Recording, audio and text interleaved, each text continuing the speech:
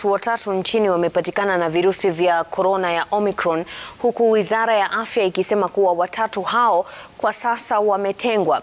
Waziri Mutahi Kagwe ametangaza haya akisema watatu hao walikuwa wasafiri. Hivi sasa pia naarifiwa kwamba Waziri Kagwe anazungumza huko Mombasa. Hebu tumsikize. You know, we have been doing that for a while now, and we have been sequencing some of the samples that we have collected, and I can confirm that we have actually detected the Omicron variant among some of the travelers who have been traveling through Kenya, and we have at least 3 cases so far. We have a lot of other samples that we are sequencing.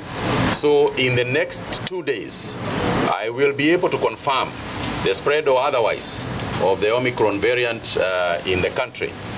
As I had said earlier, what we are hearing and what the information we are getting from other countries across the world are that the variant spreads very quickly, very fast.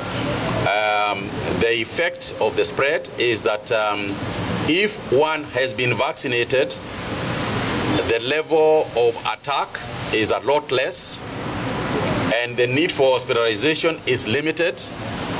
So if one has been vaccinated, they are getting chills, a bit of headaches and so on.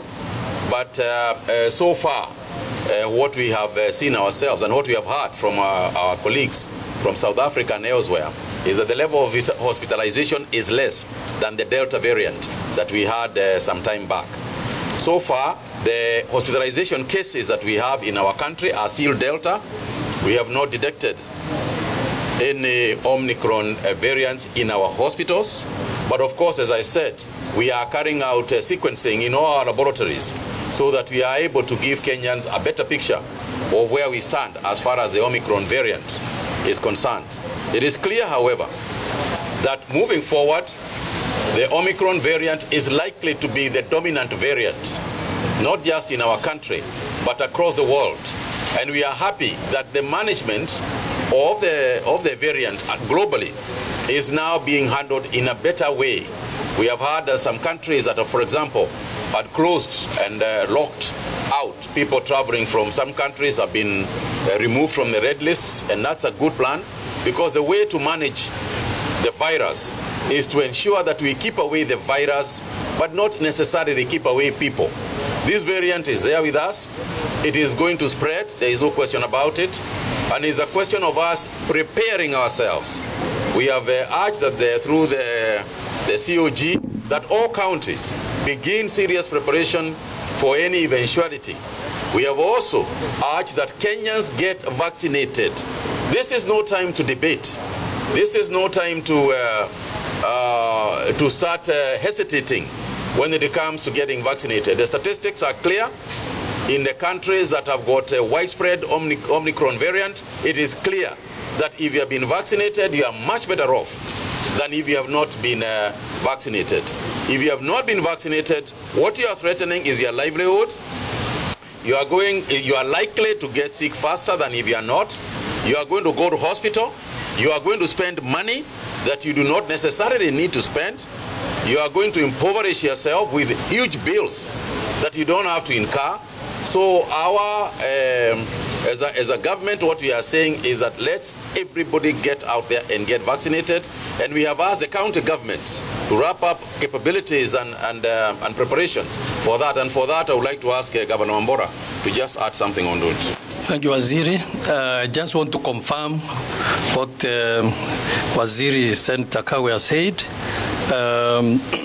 We are aware of this problem, of this new variant, and we, the county governors, all over the 47 counties, we are ready to work closely with the Minister of Health, and we are insisting on the protocols which they have already given out, which our people will have to follow. So we are ready. We are confirming that our oxygen plants are functional and the ICU beds are ready. Preparedness is always the best way to deal with these kind of surprises. Thank you. Let me just add, for the benefit of the wider community and those who have been saying that we are making it mandatory. Let me just add that we are not going to mandate anybody to be vaccinated. We are not forcing anybody to be vaccinated. However, we must recognize that internationally there are mitigating measures that have got to be followed. For example, when it comes to airlines, when it comes to trains, when it comes to buses, internationally, that is what is happening now across the world. If you go to Italy tomorrow and you want to go to a restaurant, you will have to show that you have been vaccinated. This is the practice elsewhere, and that is what is going to happen to our country as well. Whether we like it or we don't like it. The inconveniences are there, but they are necessary inconveniences.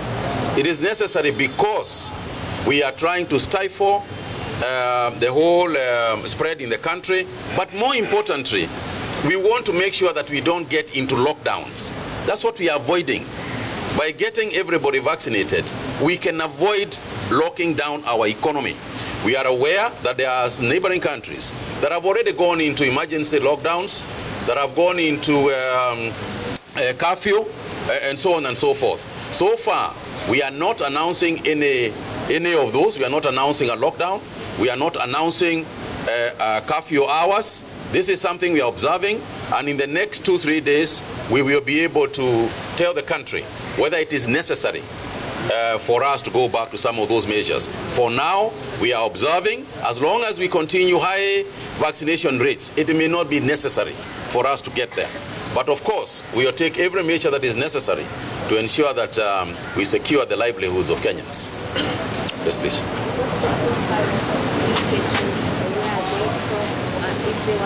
The cases were actually, we had one South African and 2 Kenyans.